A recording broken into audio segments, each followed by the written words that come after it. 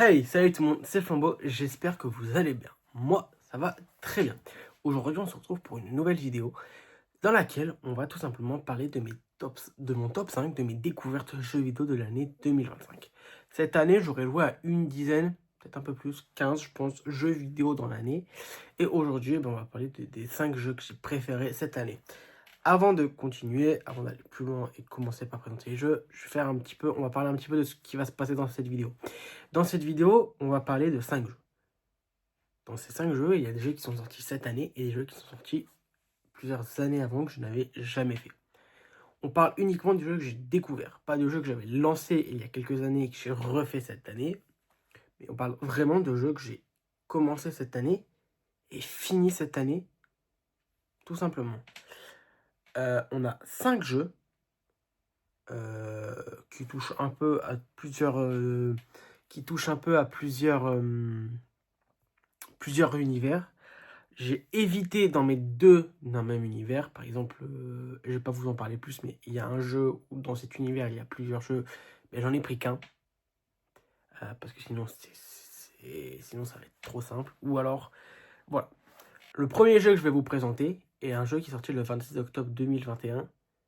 C'est un jeu édité par Square Enix. C'est tout simplement Marvel Guardians of the Galaxy sur PlayStation 5. Dans ce jeu, c'est un action-aventure où on incarne le personnage de Star-Lord. Le jeu a été développé par le studio Eidos Montréal et édité par Square Enix. Le jeu est un jeu d'une durée plutôt moyenne. La durée de vie du jeu est de 20 heures, histoire pour faire l'histoire. C'est pas un open world, c'est un jeu vraiment couloir. On arrive dans une map, on fait ce qu'il y a à faire dans la map et on repart. Un peu à la The Last of Us, pour ceux qui veulent. Voilà. Tu es dans la map, tu fais ce que tu veux dans la map, tu récupères tes collectibles par-ci par-là. Mais voilà. T'arrives, tu repars, t'arrives, tu repars. C'est que ça. Donc, il y a 17 chapitres. Voilà. C'est une histoire totalement inédite par rapport au film. D'accord. Tu retrouveras par contre le même humour, voilà, l'humour un peu où les personnages se taillent, ça tu le retrouveras. L'avantage du jeu, c'est un jeu où les dialogues sont pas fixés. C'est toi qui fais des choix. Et donc, c'est toi qui choisis un petit peu ce que tu dis, comment tu améliores tes relations avec les personnages, etc. On a l'équipe type des Gardiens de la Galaxie. Vous pouvez les voir là. Hein. On a Star-Lord, Groot, Gamora, Drax et Rocket Raccoon. Le jeu est très sympathique, franchement. Voilà, je l'ai acheté. Je suis quelqu'un qui adore. J'ai adoré les 3 films Gardiens de la Galaxie. Je pense que c'est mes Marvel préférés. Si on met de côté tout ce qui est Spider-Man. Non, ce que j'aime bien dans le jeu, c'est que c'est pas un jeu prise de tête. T'as une histoire, bien évidemment, qui est très intéressante. Bon, c'est pas non plus la meilleure histoire du monde du jeu vidéo, mais l'histoire est sympa. Si t'es fan des films, et de l'univers Marvel, tu vas adorer. Franchement, le jeu est cool. L'univers est très sympathique et tu vas rigoler. C'est ça le plus important. Tu vas rigoler, tu vas passer un bon moment. Donc voilà, comme j'ai dit, la durée de vie, elle est de 20 heures. Moi, j'ai fait 26, 27 heures, je crois. Tout simplement parce que j'ai platiné le jeu. Donc voilà. Donc j'ai fait tout ce qu'il y avait à faire. Donc le jeu, il est platiné. Voilà, c'est à peu près 25, 26 heures, je pense. Moi, j'ai dû refaire l'histoire pour pouvoir avoir un trophée qui me manquait, tout simplement. Donc voilà, le jeu est très sympa. Il est noté 16 sur 20 sur jeuxvideo.com, qui est une plutôt bonne note. Voilà. Donc, voilà. Si vous cherchez un bon petit jeu pas cher, voilà, comme je l'ai eu à 18 € à Micromania. Si vous cherchez un bon petit jeu pas cher et que vous êtes surtout fan de Marvel et des Gardiens de la Galaxie, Marvel Gardiens de la Galaxie est fait pour vous. Nous passons maintenant au deuxième jeu qui est Control. Control est un jeu sorti le 27 août 2019, un action-aventure qui se passe dans un univers. Qui se passe pas dans un univers. En fait, le jeu se passe dans un seul et unique bâtiment. Il se passe dans le bureau d'une agence secrète à New York. Comme vous avez pu le voir, je rentre pas vraiment dans les détails. Je pense que si vous êtes intéressé par un jeu, dites-moi, je pourrais faire une vidéo beaucoup plus développée où on racontera l'histoire. Mais voilà, on joue, donc voilà. Donc si jamais vous me dites dans les commentaires, il n'y a aucun souci. Je reviens à ce que je disais, donc contrôle. Donc il se passe dans un seul et unique bâtiment, dans une agence secrète à New York. Donc je crois que c'est le bureau de la DEA, la BEA, un truc comme ça. Donc en gros, on arrive dans un bureau pour avoir des recherches. Dans ce jeu, on joue Jessie Faden. Jessie Faden est une femme qui est à la recherche de son frère, Dylan Faden. Son frère a disparu depuis plus de 17 ans lors d'un événement paranormal qui a eu lieu dans sa ville natale, dans lequel cette agence secrète est intervenue et où son frère a disparu. Donc, pour chercher des réponses, elle se rend à New York, dans les bureaux de cette agence secrète. Et quand elle arrive, elle se rend compte qu'il y a un problème et qu'il y a une menace qui vient d'un autre monde. Et donc voilà. Et en récupérant une arme spéciale, elle va devenir la directrice de ce bureau. Et donc, ça sera elle de rétablir l'ordre dans ce bâtiment, dans cette agence, pour pouvoir avoir des réponses ensuite sur son frère. Alors, voilà. La durée de vie du jeu est entre 10 et 15 heures. Moi, j'en ai fait 25, entre 20 et 25 pour le platine. C'est un jeu qui est très, très, très, très sympathique. Control a remporté en 2019 le Game Award, récompensant la meilleure direction artistique de l'année. Et franchement, le titre est amplement mérité. Le jeu a une DA très particulière. Tu te retrouves vraiment dans un bâtiment où tu es livré seul au monde contre cette menace qui vient d'un autre monde. Et c'est très particulier, vraiment, tu as l'impression d'être seul au monde. Tu as quelques rescapés, tu as quelques civils, mais la plupart du temps, vraiment, tu es seul contre les créatures que tu dois affronter. Et franchement, c'est une bonne découverte. Moi, je l'ai chopé pas à 9,99€, je sais pas, 5€ à Micromania. Il y avait une promotion. Voilà. J'ai pas du tout hésité à le prendre. Et franchement, je dis, allez, pour 5€, enfin, j'ai pas hésité. Je ne savais pas trop, mais je dis pour 5€, je vais le prendre. Écoute, je risque rien, c'est que 5€. Même le vendeur m'a dit pour ce prix-là, c'est qu'on te passe à côté parce que le jeu est très bon. Franchement, le jeu est très stylé.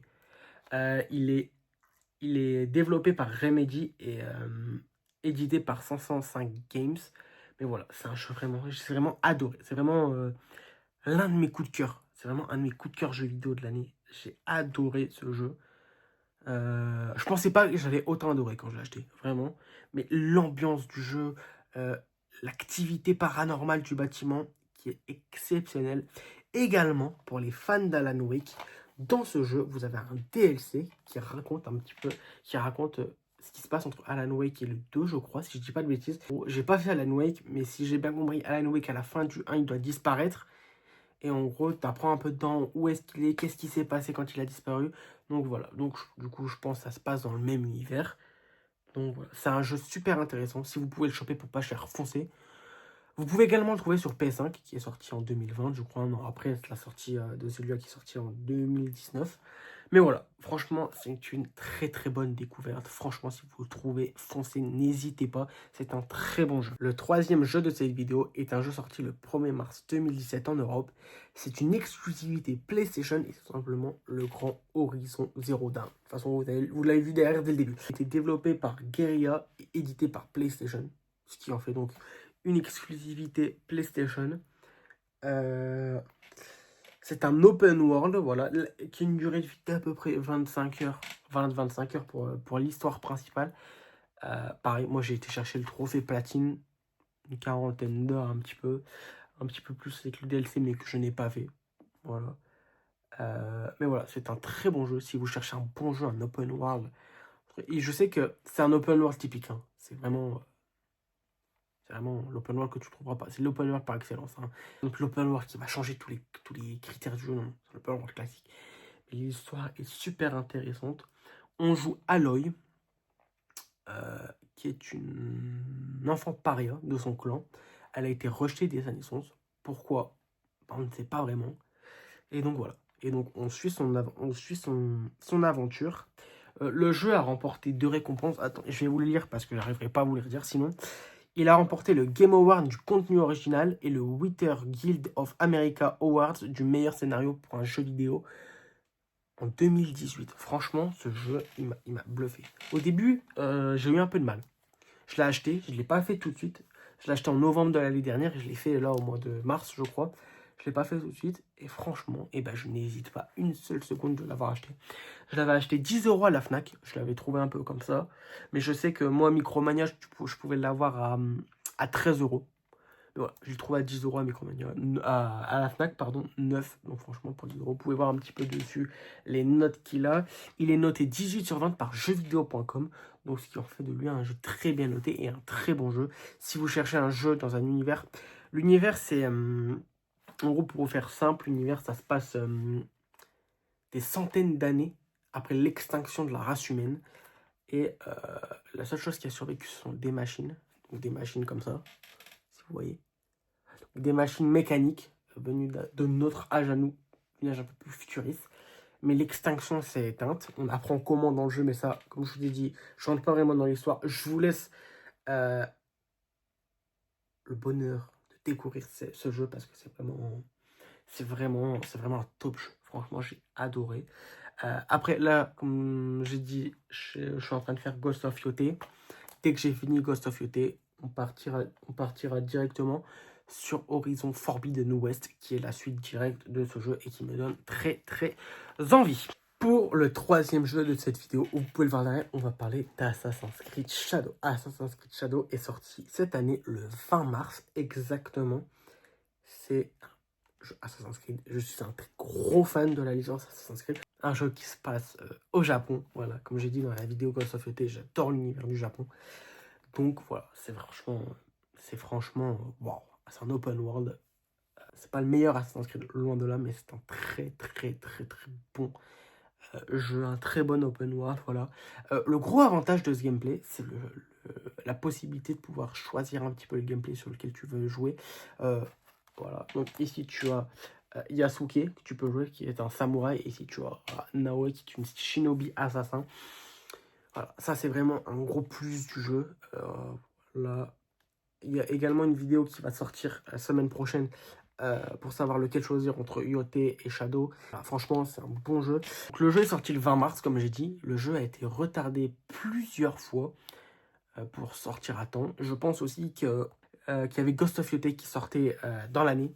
Enfin, qui sortait l'année d'après, parce qu'il devait sortir en novembre 2024, si je dis pas de bêtises. Et bah, le jeu a été décalé au 20 février. Et ensuite redécalé au 20 mars.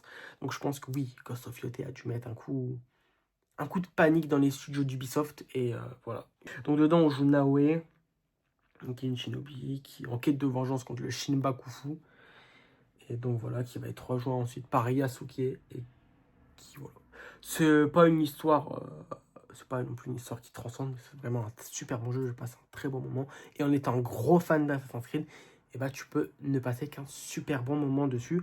Le jeu a été noté 17 sur 20 sur jeuxvideo.com. Pour le numéro 1, je pense qu'il n'y a pas vraiment de surprise. Vous pouvez le voir derrière. J'ai envie de vous parler de Ghost of Yote. Bon, je ne vais pas rentrer dans les détails. J'en ai parlé la semaine dernière dans la vidéo sur laquelle je donne mon avis. Mais voilà, franchement, ça a été l'une de mes meilleures découvertes cette année. Franchement. J'ai pas hésité une seule seconde à aller chercher des One parce que tout simplement j'avais fait son grand frère Ghost of Tsushima. Quel jeu. Non, franchement, j'ai adoré. Enfin, c'est pour ça que là, les deux en première position, il y a les deux parce que j'ai découvert les deux. Mais voilà, franchement, c'est des jeux exceptionnels. À trouver en boîte, ils sont pas super faciles à trouver à un bon prix. Celui-là, bah, je l'ai chopé neuf. Et celui-là, je l'ai chopé neuf également à Micromania. Il y avait une promotion. Il passait de 80 à 40 euros. J'arrivais pas à le trouver. C'est un jeu que je veux faire depuis sa sortie. Ça fait 5 ans que j'ai envie de découvrir le jeu. Je ne trouvais pas un bon prix en boîte. Et donc, voilà, je ne le trouvais pas en prix en boîte. Et quand je l'ai vu avec Microman, il tombe à 40 euros d'occasion. Je m'étais toujours dit que je le trouvais à moins de 50 euros en neuf. J'irai le chercher à 40 euros. Je n'ai pas hésité une seule seconde. Et ça a été vraiment ma découverte de l'année. C'est vraiment un univers que j'adore. Voilà. J'espère qu'il y aura un troisième opus dans notre univers. Ghost of Yote, j'ai pas encore fini. Au moment où je tourne cette vidéo, je l'ai pas encore fini. J'en suis pas si loin que ça, je pense. Je dois être à peu près à 32 heures. Voilà, 32 heures, donc à peu près 20 heures. Mais l'histoire principale est proche d'être bouclée pour ma part. Mais voilà, franchement, c'est exceptionnel, c'est exceptionnel. Les deux sont fous. Vous pouvez le trouver celui-là sur PS4. Celui-là, je sais pas s'il va sortir sur PlayStation 4. Je pense pas. Voilà, donc là, c'est fait par Sucker Punch, les deux édités par PlayStation. C'est des exclusivités PlayStation. Donc voilà, non, franchement, c'est mes deux plus belles claques de l'année. Franchement, je suis très content de les avoir découvertes, d'avoir pris le risque de mettre 40 euros dans Ghost of Tsushima. Même si j'aurais pas autant pris une claque, je savais que j'allais apprécier. Voilà, c'est un peu des Assassin's Creed like. Je suis un très gros fan d'Assassin's Creed, donc bah, théoriquement, ces deux-là, je pouvais qu'aimer. Celui-là, dans la version PS5, donc la version Director's Cut, vous avez Tiki. Donc, n'hésitez pas à me dire dans les commentaires si vous voulez une vidéo sur mes platines que j'aurai eu cette année. Il y en a pas mal, il doit y en avoir une dizaine, je pense. Peut-être un peu plus. Je me suis vraiment concentré sur cette vidéo, sur les jeux que j'ai découvert, que j'ai commencé et découvert cette année. Voilà, sinon il y a des jeux que j'avais fait il y a plusieurs années, que j'ai refait cette année pour platine. Il y en a qui ne sont pas encore platinés et qui vont l'être. Mais voilà, n'hésitez pas à me dire dans les commentaires si vous êtes intéressés. Je vous remercie tous pour avoir écouté et regardé cette vidéo. Si elle vous a plu, n'hésitez pas à vous abonner, à liker et à commenter pour me donner votre avis. Je vous souhaite à tous une très bonne journée, une très bonne semaine. Et je vous dis à plus pour une prochaine vidéo. Bye.